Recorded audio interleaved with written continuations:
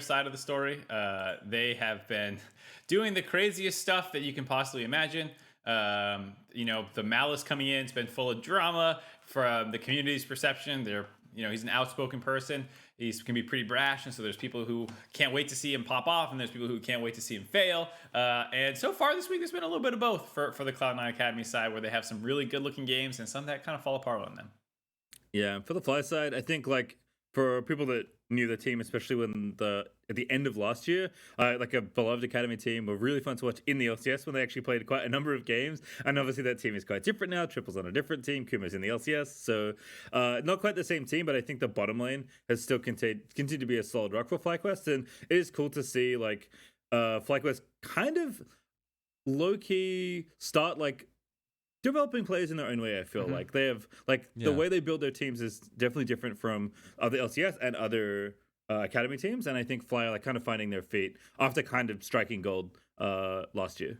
Yeah, exactly. And when we bring up that FlyQuest roster, we get to see some of those newer pieces, the pieces to the puzzle for FlyQuest. And specifically, we have a lot of moving parts, at least. Philip has been showing up big in the top lane. We have Tomo Diamond looking very solid down there.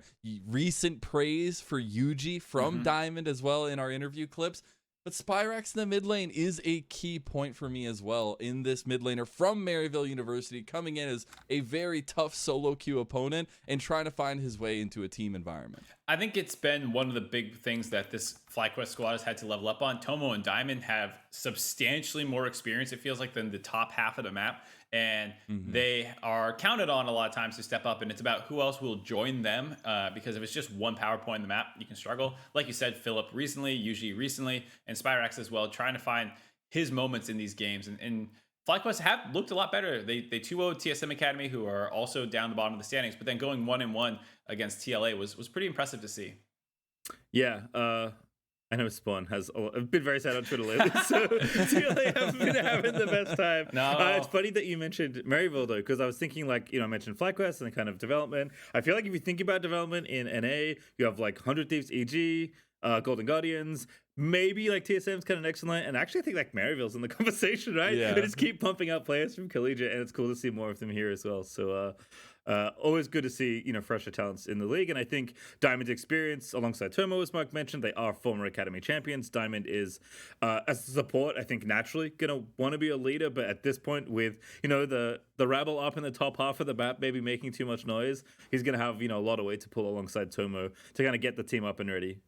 And on the other side, we have the polarizing team in terms of game style, preference, whatever you want, Twitter practice, anything. A lot of things. We got Cloud9 Academy.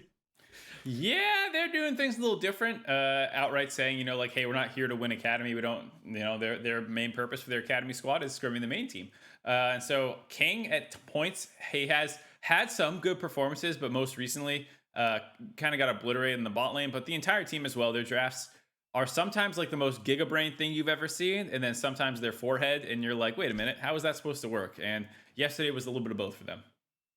Yeah, I think there's a ton of bright spots on this team. There's in general, Cloud9 this season are never not interesting, right? Never boring is maybe their new motto they could adopt. Dajan has consistently been a force in academy as a long-standing veteran of the scene. Copy is kind of up-and-coming hotness. He is extremely good as a mid laner, and I think someone that has eyes on the LCS and likely has a lot of eyes on him throughout this year. And then for me with King, I could talk forever about him, so I'll just give the short version. King is a player that at one point I felt was a shoo-in to be in the LCS, and for whatever reason hasn't made it there yet. And I think he has been significantly less consistent, not even just this year, but also last year as well, and has had some hiccups in his career coming to North America. But when he is on his game, he is among the best AD carries, I think, in the region, period.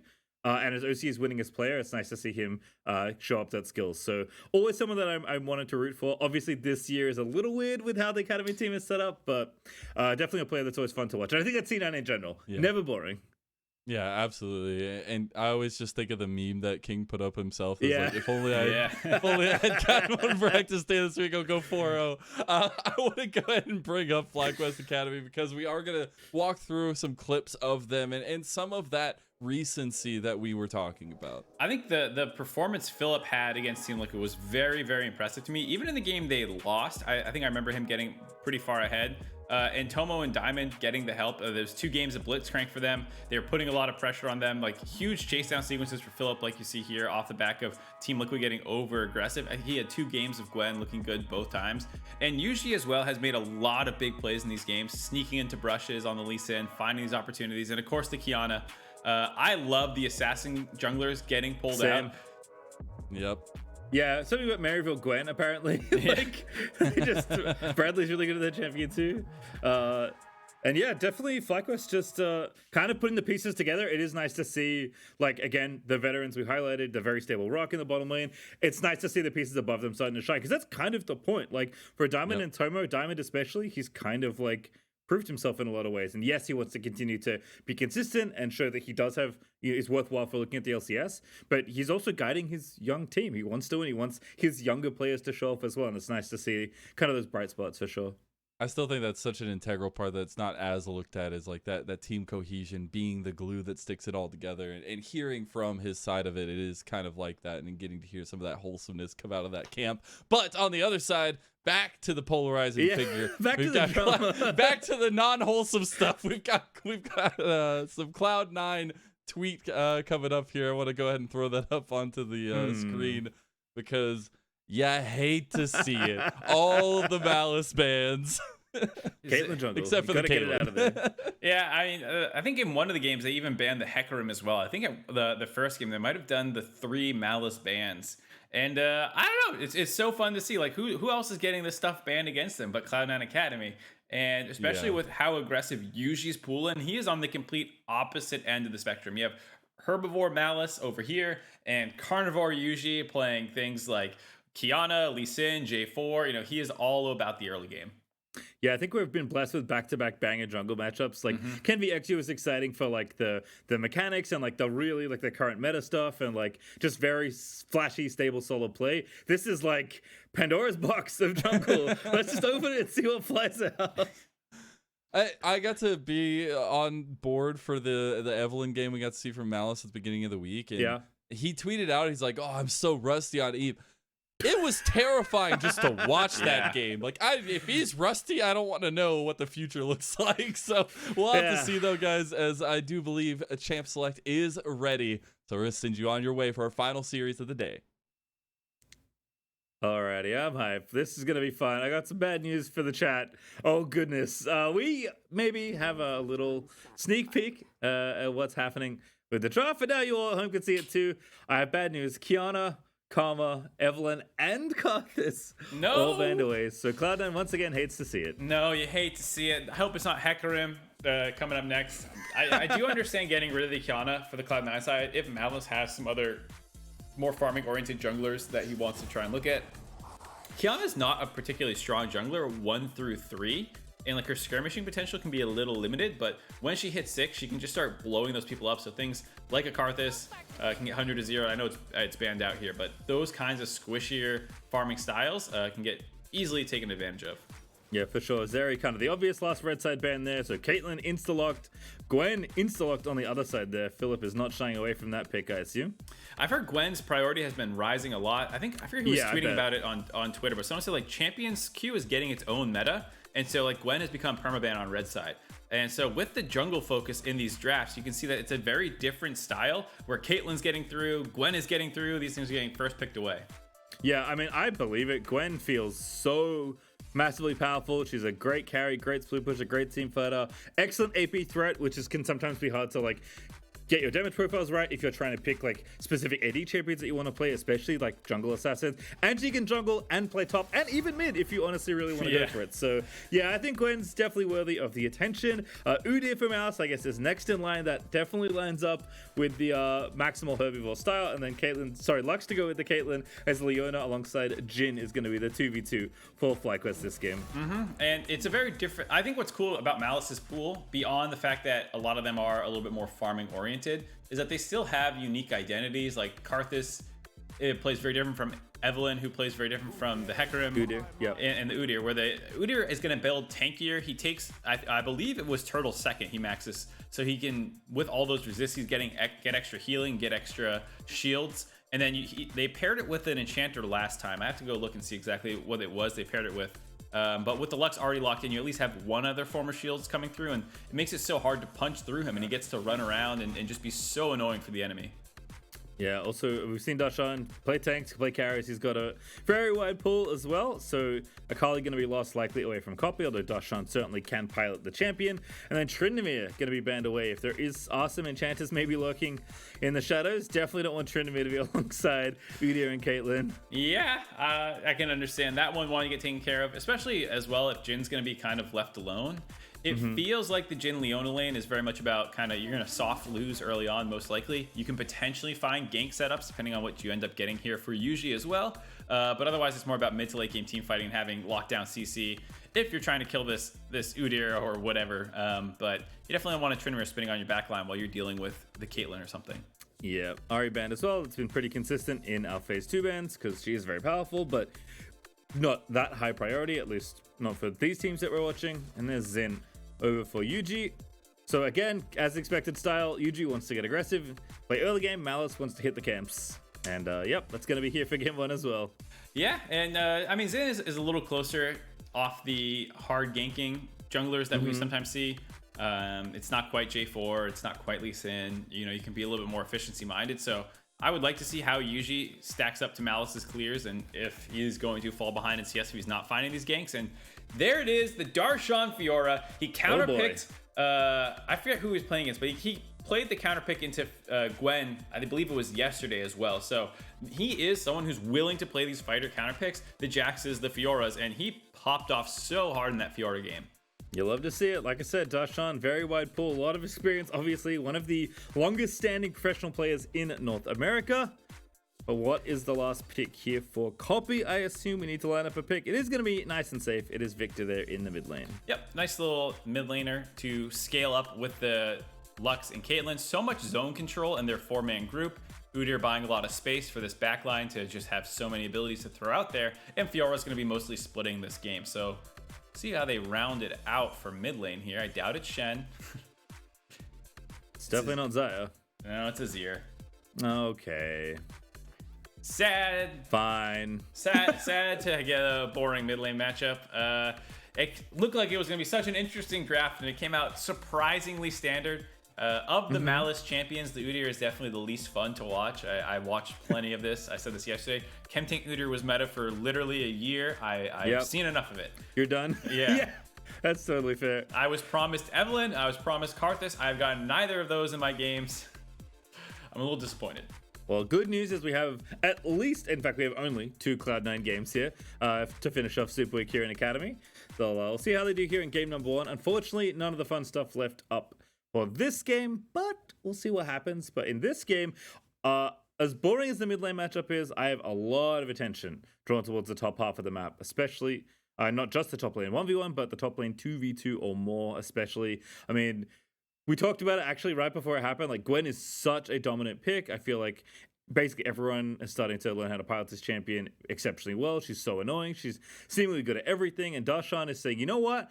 I don't think that's true. I think I can find a way to beat up Gwen in lane. And if there's ever a place where you're going to get an edge, it's definitely somewhere in that 1v1. So very excited to see what Darshan does. And it's extra spicy. We have not 1, but 2 chili peppers in the top lane mark. It is double ignite for each top laner. And I think for Malice, it's a very obvious game plan. Your top lane should win and your bot lane should win. They're on opposite sides of the map. You need to track Yuji, figure out which one he's going to try and disrupt the game plan of. Your job for Yuji is to do exactly that. You can't let this game just go normal. You lose your bot lane, it gets pushed, the turrets are dropping, your top laner is getting killed in this counter pick matchup. You need to find a way to get out there and influence them. Mid lane, we ignore it. I don't want to see Observer show me mid lane a single time this game. All right. Unless someone's dying, because otherwise there's a high chance it's just farming out. But, you know, you can still go there at 6. Azir does have a little bit of playmaking. But most likely it's about getting into these other lanes. Yep. And maybe the mid lane's, how about leaving mid lane? We do that anytime soon? No? Is he Victor? Not interested? All right. Nope. I don't want to see them unless they're roaming to another lane. I'll definitely agree with you there, Mark. as well. See how it lines up here. Everyone's just yeeting on down. Turbo and Diamond racing to the brush. King is going to lose the race, but isn't going to face check. Knows that there is potential. As Malice also wants to maybe get some vision here. Just poking up around this jungle entrance, but already been awarded off there by FlyQuest. A big part of this, Cloud9 sometimes does some pretty interesting level 1 paths to get Malice jumpstart in the game, whether that be invades or trying to sneak things. And so you see them doing that right here. Darshan and Malice want to work together to steal this away. They had some pretty gnarly stuff they did yesterday with the Udyr. So I believe it was they just killed the enemy jungler level 1. He didn't even flash away or smite the objective. He just died. So a little bit of respect given by FlyQuest here, probably watching that game yesterday, being like, okay, make sure to try and find Malice early on so he can't do any of this stuff and giving that protection over. Yeah, I think also to your point as well, like UG dodging the ward that he saw Malice put down on Raptors, because you don't want to give away info if you can help it. Unfortunately, with Philip not being on the wave and being late to lane, which I'm sure Darshan will notice, you might give away some of the information. But if UG's job is to basically find the correct side lane to go and disrupt in the the two losing matchups on either side of the rift, then you have to not give as little info to your opponents as possible if you're trying to set that up. So you see him actually going up for the Krug clear, and he might try and do a little wraparound gank on to top lane. You could do something super cheesy like that, or maybe he just goes and takes the other path around to Raptors. So we're gonna see exactly what that path ends up being. And in the meantime, like you said, the bot lane, you're gonna get shoved in over and over again, especially with the Glacial Augment Leona. It's even scarier to try and disrupt this lane. If you go in at a bad time, get double trapped up, you won't have that kind of like aftershock. Luna is naturally tanky with her W, but still very scary to deal with. Yeah, absolutely there. So far, so fine in the top lane 1v1, but I imagine there'll be some additional fireworks as things move on. And it is bad news bears in the bottom side. Tombo and Isles have a meeting, and Isles loses. Yeah, there you go. See the all-in right away. 1 for 1, still not so bad. I mean, we're talking about disrupting these laning phases, getting some kills onto Tomo. You're kind of happy about that. Slows the pushing pace down a little bit, as well as burning the flash on the Lux is a huge part of that trade that's going to go in their favor. As up in the top side, we might see a little bit of skirmishing going on as well. Yep, Darshan moving on in. Gonna get some damage down, but gonna be a-okay. Is Philip was close. But all's L that ends with you still alive, I suppose. So Philip gonna be a-okay. TP's back to that top side. Doesn't want to fall too far behind there, but Darshan's gonna have a lot of space now to get a good recall off, as Tomo is still playing forward. King dodges that W very nicely there. Yep.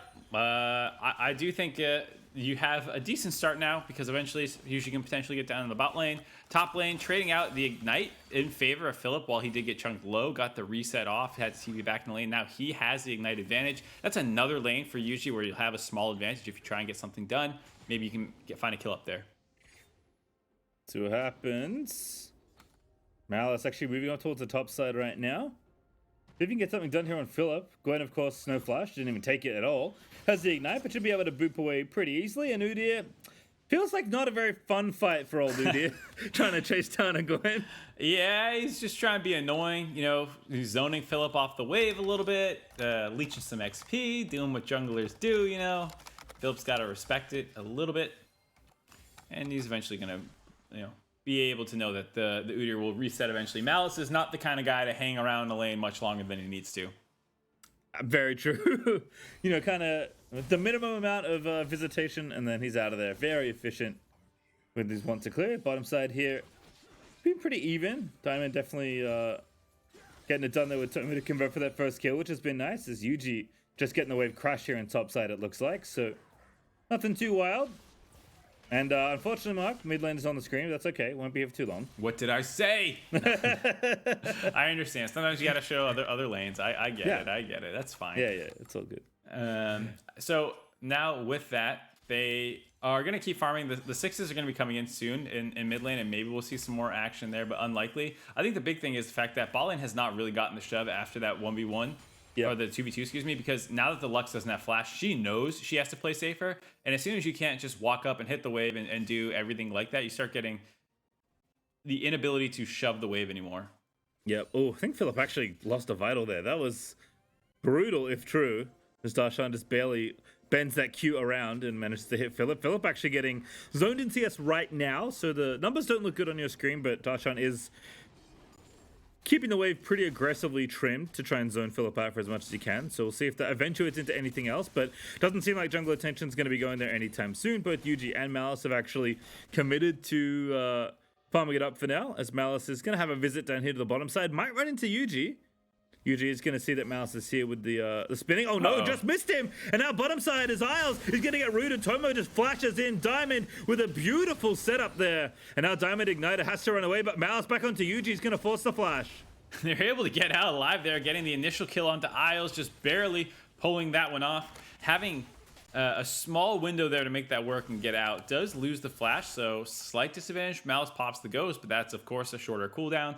But overall, not too unhappy about how that went if you're FlyQuest finding that. And it also means by seeing Malice there, you're talking about that big wave that was building up on the top side. Philip knows he's safe underneath the turret to just collect this wave. That is one of the advantages of knowing that both junglers are down there, is there's no dive you have to worry about. Yep. Yuji goes ahead, takes the crab, hits level 6. Isle still level 4. Feeling the pressure here as Tomo's off to the early lead in the 2v2.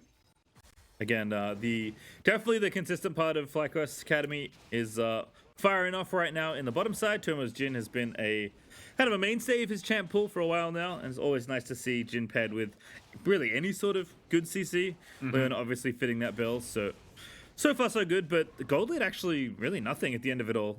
The Darshan's nice lead and just good farming in general. Me and C9 are keeping it nice and close despite not getting what they wanted in bottom lane, let's say. Gold lead being even feels pretty good for FlyQuest, given the fact that you would have expected to fall down some minions and potentially plates early on. So that feels nice as we see Diamond going for the wraparound.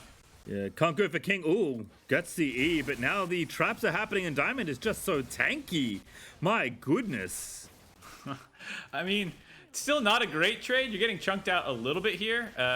So as this wave crashes, they have to be careful they don't get all in, don't get binding that they accidentally step on. I like the idea, though, of trying to find angles, playing this lane actively rather than reactively. Yeah, definitely need to make it happen there. The other thing I feel like is obviously, if you can blow Isles flash, you can. They've shown already that Lux is very easy to all in when Caitlyn Lux is pushing you in, and there hasn't been the luxury that King and Isles have been able to have here in the 2v2. So we'll see what happens, but pretty late first Drake here. Teams are playing very patiently. No need to rush things, I suppose, but I think apart from Darshan, things are going just fine. Yeah, and we like have both said, junglers down here, feels though. good. All right, action starting. Malice down here as well. I was getting shot up there. Yuji coming on in. Diamond a little low, but gonna get out. No, the alcove. Not enough safety there as Mouse able to take him down again. Always finds the right angle, but Tomo's gonna get that first kill. And now the bullets almost bends one around to take down a second. Does get a double at the end of the day as Spyrex is getting chased down by Copy. And a triple kill for Tomo at the end of it all. Okay, so apparently Tomo did just fine in shooting the fish in the barrel mid lane. Nothing happened, just a flash. As expected, never watched mid lane. We missed the tail end of the triple kill for Tomo. Looked like that was a lot of that well done by Yuji as well as Diamond. Even though Diamond dropped early in the play, they had gotten a ton of damage down onto key members so that they could get the cleanup. Malice as well, having no way out without that ghost up. We'll take a look at this here. Just started off right away onto Isles and forced him down so low that he has to flash out. And so Malice, while he does get the kill, he's in so deep with no way out. There's just so much damage coming from behind. King as well, not super strong on Caitlyn right now. And then it's the shooting gallery, able to just snipe them down, holds the flash clean. Ooh, that W as well. So nice from Tomo there. Able to find that W at the end of it all. So went from 2-0 on the Jhin. Now 5-0. Gale Force done at under 10 minutes. Tomo definitely in position to carry the rest of this game, or at least into the mid game very nicely here for FlyQuest. Again, gold still basically even as Tomo Gale forces out from under a Lux binding, but they're going to keep attacking the weakness, Mark. This is what we said. They had to find one lane to disrupt. They have decided on bot lane, and you can see already the Kate Lux lane pushed under turret. They're having to play so defensively. Malice doing what he can, getting the Rift Herald, trying to find a point of pressure to play around, because you can't just babysit your Kate Lux lane all game long. No. Udyr, not the kind of champion that wants to sit around farming the whole time. Spyrex rotating down as well, though. So going to completely zone them off the wave here and take down a couple plates here. Tomo should at least get this second alongside Diamond. There is a Drake to fall back to as well, but FlyQuest not feeling like they want to go there right now. So just happy to take it instead. Yep, gonna just do that. Grab that dragon. We got a fight here actually in the mid lane. Goodness, Yuji, how'd you end up there? Spyrex moving on in, but not enough to save his jungler, and now he's going to be forced to flash away. Malice just scoops one up and maybe looking for a second. Spyrex going to get stunned. Just barely gets the slap. Phoenix is out and he just dives the tower. That's a kill. Tomo with a good W, but that's not enough. Ulti at the ready. It is. Going to start it up now. Copy gets tagged for one. Second shot wide. Third good. Last one. Into the minions. Yeah, not able to find the entire sequence of ults there. They probably knew Copy had no ult that was being communicated, but not able to actually do anything with it. Malice's rotation down from topside seemed to catch Yuji off guard, thinking that, oh, he'll just play around Darshan the whole time, as Darshan does ult. Instead, Darshan trying to get aggressive, and that's not what I thought was going to happen. Darshan's still with an LCS lead, but ult and walk away slowly is not usually the play. Not exactly what you want to see. He does have the nice CS lead, like you're saying. It's unfortunate Malice has been kind of dragged bot lane more than I think he wants to. It'd be a better lane to force... You can leave Kate Lux on an island, let's say, and you can just let that go as Copy face check here. Alrighty, Copy at it again. Yuji gonna get the knock up there. Spyrex moving on in. No ultimate, doesn't need it. Copy just dead as Yuji collects that one. Just a lot of little mistakes by Cloud9 here. The bot lane falling apart a little bit, not having great vision control because of that around your bot side of the map. Copy has no idea that Yuji found his way into that brush. A very nice kill. And I was going to sing Philip's praises a little bit, given that he got counterpicked pretty heavily. They haven't been able to punish him quite as much as they want to. That's what I was going to say. But he is continuing having a pretty good string of games picking up from yesterday. Yep, again, Gwen seems like a champion to keep your eyes on. Philip definitely looking good right now despite the deficit. Darshan currently being pushed in, but should collect some more CS off the wave. Dragon is finally going to be killed by someone. It is FlyQuest to take the first one, but this will not be a game that is about quick dragon stacking.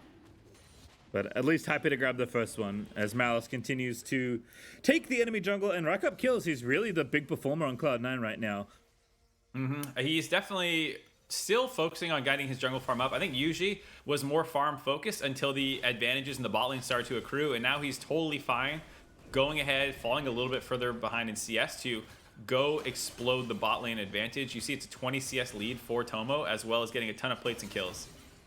Malice actually gets a stun. Maybe gonna chase Philip under the tower here.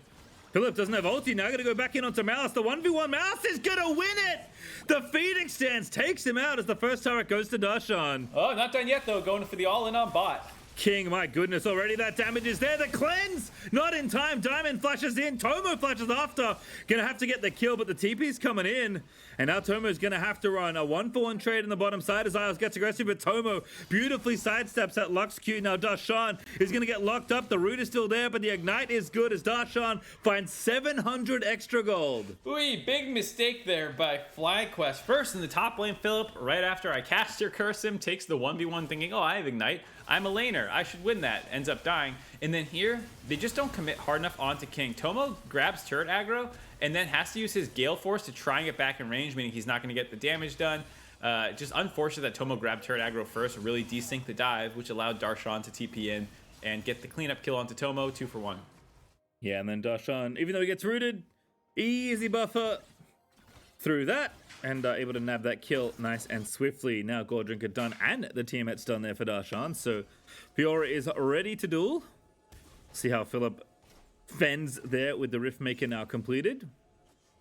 And unfortunately the bot lane, I mean, yeah, they got the kill, but giving over extra gold to your enemy's strong point, which is definitely this Fiora right now. Even though you were snowballing, even though you're feeling good, that's like really the one place you didn't want to give gold to Cloud9.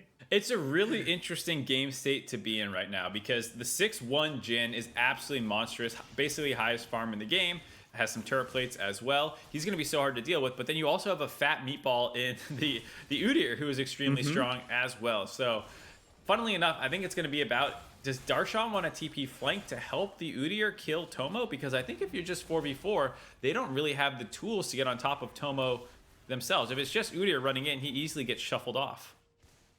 Unfortunately, the other thing is like Malice got that kill. He's already had 3, and getting that Rift Herald meant that you didn't even get the bonus gold from the bottom tower that I'm guessing FlyQuest probably assumed they were getting as a foregone conclusion in the bottom half of the map. So the extra gold has gone over to Cloud9. That means they're up about 3,000 gold actually, even though Tomo's Jhin is so absolutely massive. And Darshan even pushing through for another tower there. Is again, they're going to keep trying to harass King, who Gale forces out. Diamond's going to get the combo kill, and that's just an easy one there for Tomo. Yeah, the boots advantage just run right at him. Base move speed with the Q lands that one. Copy in trouble now as well. Great flash there for the victim, but Yuji's in on it. Tomo ready to go. This should be a kill. Very nicely lined up there for Tomo. Finds himself 2 kills once again. And now Isles, just barely missing that W there for Jhin. I feel like I'm watching a Trick 2G stream. We also have Malice during this time taking over Darshan's duties. Darshan was the one collapsing down. They do grab a second turret up in that top lane, so that advantage kind of continues for Darshan and Malice, but Tomo is getting out of control. Just look at this. I love the way Diamond plays this. Just run at him. If the net doesn't slow you, just keep running, and eventually you land the CC for Tomo to get that cleanup kill. And now people are just kind of pincered. Copy and Isles are stuck between the bot lane and the mid lane and jungler collapsing together. So they force this flash out, but still not out of the situation quite yet. And Tomo, out of turret range, opens up. Really, really well done playing around the bot lane here for FlyQuest, excuse me, which we kind of identified with Diamond and Tomo being the strength. And unfortunate for Cloud9, that's where their weakness is, with King not really getting scrim time. Yep, but as you said, the top side looking good. Darshan, very strong, is going to be a constant threat in this side lane. It's only going to get worse as Fiora gets more items. Malice is like an absolute menace on this Udyr, just very tanky, so much farm, is constantly taking over the map whenever Yuji decides to leave to help his bot lane, which again makes sense because that's the place you need to try and snowball through. But curious how it all shakes out. And again, with the objectives being so slow, like C9 basically traded like a 12-minute Drake for the Rift Herald, which is worth gold basically at the end after you drop it off in the top side. So the classic Drake versus Herald trade doesn't really line up well here because FlyQuest didn't do anything other than hammer the bot lane. And they did that very successfully, but you need more than just an 8-kill Jhin to win the game, which is kind of wild to say. Do you? Because I feel like in solo, I mean, I don't know, maybe not. I mean, it looks like you do, but maybe I'm wrong. It's very different game states, right? Because you have the split push option still for Darshan and Malice as the 2 most fed members for that team. Oh, a little scary there. But in terms of your 4-man core, it's going to be a lot stronger for FlyQuest with how fed Tomo is. All right, C9 taking over the dragon area, and they are going to be zoned out. Isles is just letting it rip. There's ulti Spyrax for funsies. And C9 are going to go ahead and collect this dragon. So stopping any potential soul being really fast. Like I said at the start, it was never going to be a super fast one. But Mark, I have great news. What's that? It is Hex Rift. Oh, it's our favorite. I love Hex Rift. Is it our favorite still? It is my favorite still. I mean, it's still a little new, you know. I feel like the Hex Gate options have not been fully explored, so I'm down to see it. Oh, Gale Force in is a bold choice from King. But just trying to keep the mid lane siege going. Tomo is maybe going to make him pay for it, but this is probably wave clear related. Absolutely it is now because there's no one left in the little cone where Jhin can shoot people from. And Darshan has transferred his pressure to the bottom half of the map. But Philip is going to have to contend with the spooky Fiora. Yeah, I don't know if Fuji wants to do this, by the way. Oh, he wants to. Maybe with Diamond. They also have Should he? Spyrax in the top lane. So when Malice goes to collect this wave, they're actually going to try and collapse him and force this dive. They have enough vision to know that he's totally isolated in this top side. It's a 1v3. Oh, it's a bait. Malice going to get moved in. TP very fast out of Cloud9. And Malice is trying to keep them interested. But they're going to run away. I mean, Malice, don't get me wrong, is also extremely strong. You have a 50 CS advantage for Darshan halfway to a flame horizon pre-20 minutes. And then Malice, also big CS lead, and as well as having all those kills, means that he's still very hard to punch through. But in Udyr, snowballing the game himself is hard to do. You just become more annoying, not necessarily more deadly, I guess you would say. 2 items completed, very strong and hard to punch through for the Azir, who's still on his first item. Tomo takes a little chunk there. The bigger thing for me is still the Darshan show. Can Darshan kind of carry this game either through split pushing, which is an option, or finding flanks onto the 4-man group? Yeah, kind of curious how Cloud9 want to play out this game from this point. Obviously, they're balling up when they want to fight for an objective, which they did around that dragon, managing to successfully get that off. But I think both some form of 1-3-1 or 4-1 is fine here. As UG Hex Gates in to try and steal the blue buff. Blue's not having it. Blue's gonna go reset. Yuji's gonna get the blue though, so successful gate in as Darshan is Scary. doing a lot. Yeah, scary is one word. Yeah, Spyrex still gonna finish this tower off though. Yeah, Spyrex grabs the turret. Nice little advantage for him as Philip gets the all in. Goodbye, Oh my no. friend. Yeah, Darshan setting it up real nicely there. Gwen can't beat that. No W will save Fiora in the little duel zone. Nope, you're pretty doomed. He was also pretty chunked out before then, must have lost a trade or two. Darshan will get alone time in, and no one can handle Darshan. Usually can't go up there. He's a full item behind. Gwen's a full item behind. It's right now going to put pressure on Spyrax, Tomo, Diamond, and Yuji to make something else happen on the flip side of the map. Philip is going to die over and over again. He's going to hold on as best he can, but the other four need to start getting something done. Whether that be putting some pressure on Baron and making them face check and trying to find some kills, getting control so you can actually drop this mid lane turret down. Like, you have to do something to offset the pressure that Darshan's going to be generating. Well, first things first, FlyQuest are going to try and actually bust down the mid tower. This is one of the features, unfortunately, of Victor and Azir, is that they're very good at gatekeeping their towers. Their turrets are usually up to 25 minutes into the game or something if the Rift Herald doesn't do it. So that's where they are right now, or at least approaching that. Philip back down to the bottom side, but he's alone. Darshan is busy, actually grouped with the squad right now. Looking around, yeah, seeing what's going on. Diamond in this pit is exactly what I'm talking about trying to make plays happen. Darshan the target. Yeah, don't fancy it. Darshan gonna get ignited now, maybe with a bit more. Darshan finally pops for a post, UG low, but they do get the shutdown. Critical there for FlyQuest to find it, and now Philip TPing in. Spyrex looking for the play, flings King back into the squad, but Isle shuts that down as Philip dives into the team, and Malice, he's like 1v3ing, now 1v4ing, but Udyr can only do so much as Diamond with the sad B baits Malice in as Philip finds the shutdown. Darshan was absolutely terrifying, but he was just too far ahead of the rest of his team. There is no Malice there to help bear stun people up, which allows him to get those procs off. And credit to FlyQuest kiting out the monster that is that Fiora.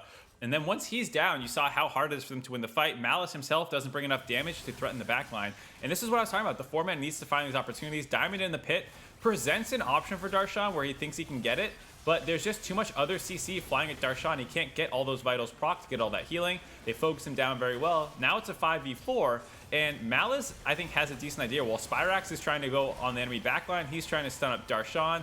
He's like, I got to get on top of, well, actually, he really should have tried to target Tomo much earlier there instead of hitting Diamond. A little bit of a mistake there by Malice, tunneling on the kill that he tried to find onto Diamond and wasn't even able to grab that one. Yep. Great bait there from Diamond, who expertly navigates the two melee champions running at his team. FlyQuest trying to heist this dragon, will get it. But now Darshan's coming in hot in the front line. Diamond in trouble. Blastcone there gets himself out to safety. And FlyQuest, they're going to escape. Diamond is like, how do I get out? Oh, and back in we go. Okay, no escape for Diamond. But you know what? I'll take it. Yeah, Diamond, no flash up there. Couldn't channel the Hex Flash over the wall or anything. Just goes back in, and getting that dragon is nice. Unfortunately, that Diamond died. I don't quite think it's worth it considering how far away you are from Hex, or from Dragon Soul, excuse me. You get one little thing in their pocket, but now you're kind of back in that setup where Darshan is very terrifying, isolated against Philip. You don't have your abilities on Diamond to negate some of that pressure and keep looking for plays around the mid lane because they didn't really get mid lane turret off that. They only got that dragon. And yeah, Philip just has to give up that tower. Darshan takes out the tier 2. Now some inhibitor towers they can potentially throw. And it is hilarious to me, by the way, that there are like 4 towers missing from FlyQuest side lanes, and then mid outer is just still chilling at 25 minutes into the game. I mean, even for FlyQuest, the 2 turrets they've taken are both in side lanes as well. There's 6 side lane turrets down, mid lane turrets chilling at half HP. Perfect. And now Baron, perhaps, at least on the minds of these teams. There's a lot of sweeping happening there. A little disco here around the river. Making sure to try and get some vision cleared out. Diamond, of course, waiting for an opportunity. Yeah, but they have that mid lane ward there to spot that out. I feel like FlyQuest need to get a little braver around the mid lane. You can see that they can win these fights when in a good position. Darshan is hunting his prey. Yeah, gonna take the blue buff instead here. Looks like a refresh is due. Has one already. Gonna go ahead and slap this one down as well. Approaching level 16 as well. Still keeping his XP lead over Philip. That same is true for Malice, by the way. He's 2 levels clear of UG still in this game. If you want an idea of just how much running around taking stuff Malice has done, you can look at both the XP and the farm. Yeah, there's nearly 100 CS advantage between Malice and Darshan. They dominated that top side, but this is exactly what FlyQuest needs to do. Get really aggressive around this mid lane. Oh, Diamond! You love to see it. King gonna cleanse out of there. Malice, though, taking some heat, but they get the tower. Very nicely done there for FlyQuest. Finally breaking that one will allow them to put more pressure on the Baron. When you can't shove the minions past river, or much past river, with how far forward the mid lane turret is, it becomes hard to really put much pressure on Baron and force them into some of these more narrow choke points, whether that's coming from the blue buff entrance or just kind of that banana brush. Once they're forced to take that path, it's a much easier turn for Diamond, Yuji, and Tomo to start sniping people out. And so hopefully Philip can continue holding on with his inhibitor turret still alive. And now off this reset, FlyQuest can maybe look for Baron, or maybe they just wait 2 more minutes and try and face another dragon fight. Yeah, gonna be a long one, I feel like.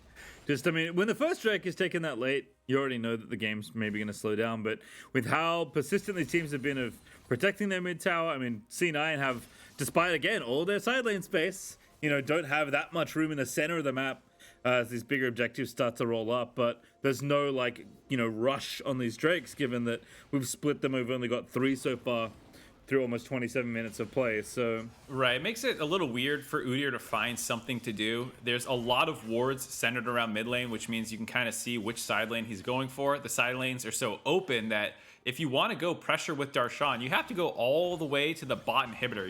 It's just hard for Malice to get into these side lanes and do anything. And if he's in the 4-man group, we already talked about, they don't have anyone to hop onto Tomo or Spyrax other than him, and he's just going to get peeled so easily. So Malice, despite getting so far ahead, is, I think, in a tough position to find something to do with the Udyr beyond be annoying when FlyQuest try and make a play happen. All right, love the 2-man Barret attempt there for FlyQuest, but great ult from Isles. I see a lot of Luxes actually just kind of throw their ulti out for vision. Seems like to be a popular thing to do. Definitely one of the things that Lux ulti can afford you, but it does sniff that out, and FlyQuest immediately pull away. That is something they can do, but I think now it's not going to work now that they've shown it. But maybe if you consistently start the Baron and try and force a fight for Cloud9, who again are just trying to park Darshan in a side lane for as long as humanly possible. Luckily, the bot lane will become more of the focus with the dragon spawning in 20 seconds. FlyQuest, I feel like, should look at that as an opportunity to get a team fight. C9 will be probably stepping up to contest it. It is the 3rd dragon, so they could potentially give it away. But instead, FlyQuest want to use that window to actually try and bait the Baron. That feels risky to me because I think Malice would be more than happy to solo the dragon himself, and the other 4 of C9 can contest this. But we'll see. It doesn't look like that's the setup right now. Yeah, Darshan actually on that dragon right now, so same idea. It looks like same idea, different champions. By putting Malice over here, you put more of a threat on the Baron steal. But either way, C9 are doing a 4-1 situation where they're allowing one person to take this dragon for free, and C9 also grabbed mid priority with that. So turret as well, huge macro advantage for Cloud9 off that little sequence. Yeah, that feels like a big misstep there for FlyQuest. Just trying to feint towards that Baron. There's so much value lost there. Obviously bottom lane was hard to push out, so you didn't have that much room around the dragon, but I feel like walking up to Baron and then walking away and immediately losing your mid lane outer and the next dragon is not the That's not the play. Up. No, definitely not. I feel like, this is a chance that this game stalls for a long time because we've already talked about how weird of a game state it is for both teams to make something happen. I feel like those are the kinds of games where, while the soul is further away, I think you have to be forward thinking and realize the soul will be relevant to this game with how slow it is. Or I shouldn't say slow. There's been a lot of kills, but the game state is weird. It's hard to find advantages. So I think they really should have put much higher priority on FlyQuest side of getting that dragon instead of putting all that pressure around Baron, because that also constricts the Darshan split push in the bot lane. And you should, with your 4-man, be strong enough to get mid priority whenever you want it. You see they have it right now. They just didn't prioritize it before that dragon. Yeah, it was even easier when they had the mid outer towers. So kind of lose all the little advantages they had in their position, and game kind of goes back to even. Cloud9 still have the gold lead, by the way.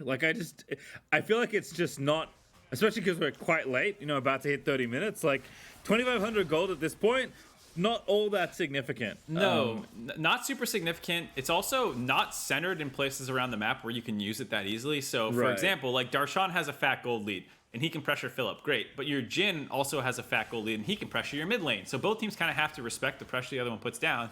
And the other source of a gold lead for C9 is Malice, who, like we already kind of identified, is in a tough spot to find something to do this game with that gold lead. And so both people just kind of have to respect, okay, Darshan gets the push bot, and, you know, we get the push mid. It's just a awkward spot to make something happen. All right, well, we'll see, but I think at this point we are going to be waiting 3 minutes until the dragon is back up and available. And Seoul is 2 dragons away for both teams. So going to be a lot of them if we get there, but I respect gonna take a while. Jhin as well. Tomo looking for the roams. He's like, all right, if my team's not going to do it, I'll collapse on Darshan. I mean, yeah, Jhin obviously can threaten from pretty significant distances. Darshan, of course, is not leaving the area. Why would he? This copy goes ahead and gets the blue buff up. Almost an oopsie, but it's going to be A-OK. King also doing some jungling. Gets the red buff for himself. 3 items here for the Caitlyn. So King, you know, in a decent spot to do some damage, but again, feels like the game is really just about Darshan at this point. Yeah, I mean, it's a 3 At least item on the Caitlyn, Cloud9 side. and there's not someone super tanky on the side of FlyQuest. So even though Caitlyn has kind of fallen behind the pace of the game compared to Jhin, who's at a full item advantage, even a little bit more with that pickaxe, Jhin has to punch through a very fed Udyr, where on the flip side, you have a 2-item Xin Zhao. And at least he has his ultimate to negate all that damage, so Caitlyn will still have a hard time punching through. But once that ultimate drops, she can still chunk the Xin pretty substantially. Same with the Leona, not super fed. You know, at least the front line is easier for Copy and King to punch through, even if their itemization is a little bit weaker right now. Yeah. Looks like FlyQuest back to Baron. Minute 30 to the Dragon. This one seems fine. Again, you want to force Cloud9 to come to you. Darshan is in the mid lane right now, so everyone's gearing up for a potential 5v5. Baron damage pretty good as well, but FlyQuest pull away. Isles in the front side. Malice gets the first stun. Leona again, not that tanky. Diamond forced to flash away. Yuji goes back in, pops the ulti early. Malice just keeps him locked down as Darshan dives into the back line. And they're going to get at least 1 kill here. Philip's going to fall. There's the second as they kill Spyrex as well. And Cloud9 easily winning that encounter. Really well done by Cloud9 there, forcing FlyQuest into a defensive posture. Both Yuji and Diamond kind of need to go in to threaten space correctly, and without that, it's a very easy chase down for them. C9 pick up 2 quick kills. They're going to grab the Baron, and with how far ahead their split push situation is now that the minions are going to be harder for Philip to kill, this feels like a bit of a doom scenario. And just like we were saying, you know, you called it out, Diamond gets chunked so easily for them. Usually has to go in, and his ultimate is coming out when he's already at, you know, a 3rd HP. Here, Tomo's doing his best to try and kite it out. The Spyrax ultimate, unfortunately, stuns himself, I believe, because the Fiora parry came out during the push of the soldiers. He doesn't get displaced, and Spyrax just kills himself. So that was big outplay by Darshan there. Not, you know, kind of surprising the new kid about all the mechanics right now. Yeah, nice stuff there from Darshan. Level 18 Fiora. Almost full build. 1 away there. There's a nice big sword in the inventory. Can transform that into something else in a moment. Nice stun there onto Yuji as TP out from Philip. FlyQuest want to try and fight the 4v5 temporarily. Philip there ripping the backline to pieces. My goodness, Isles just evaporates. King eats a pretty unhealthy amount of damage as well as Copy runs interference, gets the ulti down for a bit of a chunk. But Fly need more than that. Gonna try and follow on to the Dragon here, but Darshan is busy winning the game. Yeah, it looks like Darshan's going to focus on split pushing, and the rest of C9 are just buying space. They're going to get crushed in this fight. Yeah. It's maybe worth it. Philip back, though, maybe can hold it off. Malice is going to go down. Yuji goes in there, but King got a double kill. Gonna get a triple at the end of the day, and Darshan's still not done. Oh my goodness, you cannot fight this. Fiora Darshan walks through 2 towers just to kill the Gwen. Gonna get more. 1 more back. Tomo. I don't think Tomo can do it. A TP in for Cloud9. I think this might be the game. Here's Copy dropping the base onto Tomo, forces the flash, and Darshan. We said he had to be the big condition. Indeed, he will be. The Nexus is open. Tomo's going to go down. He kites it out. Gets the shutdown, but Copy is left to finish off the Nexus as King is going to waltz on Diamond's through. up. Game might not be over just yet. No, there's never King. mind. There's King. Flashes in. There we go. There we go. There we go. Oh my Okay. god. Copy lived with like 10 HP. I was so worried that Cloud9 were not actually going to win that game, but they're able to do it at the very end. And it was dicey there. You know, it was a nice attempt by FlyQuest around that dragon to find some kills, but they were still able to close that one out. Darshan's split push Fiora was the big carry this game. Yeah. Dicey is definitely one word for that. Played 2 games today. They've kind of ended in a funny way. That one was even better, but Yeah. I mean, Cloud9 played around Darshan at the end properly there, right? Like, yes, obviously Baron's gonna make it so you can actually end the game in that kind of situation, but as comical as it looks for Cloud9 to like throw themselves at the enemy and just straight up die, although King did get a triple kill, so it wasn't exactly, a bad fight. But, even if, they get wiped and Darshan's just killing the base, you're doing the right thing. Like, Darshan very reasonably could have done enough damage to at least put you in a winning position. The fight went even better than you thought, and they win the game instead. I think Cloud9 demonstrated a much better understanding of macro. Both that third dragon situation where you have FlyQuest just kind of punt that one for basically nothing and then lose their mid lane turret, as well as there. I actually think the initial TP flank by Philip was really intelligent. They got those kills. I thought they were going to go hard commit to that fight, but Philip actually recalled there to try and hold the base, and then he just got popped anyways. I think if they just wiped that fight, grabbed the dragon, then reset for dealing with Darshan, maybe you lose a Nexus turret or maybe even 2. At least you're doing something to win the game, and instead they just get picked apart by Cloud9, who are executing that split push comp quite well. Yep, it is Darshan that carries Cloud9 to victory in game number 1, but we do have a second game coming up in just a moment. We'll throw to a break, but when we return, we'll finish out our Super Week.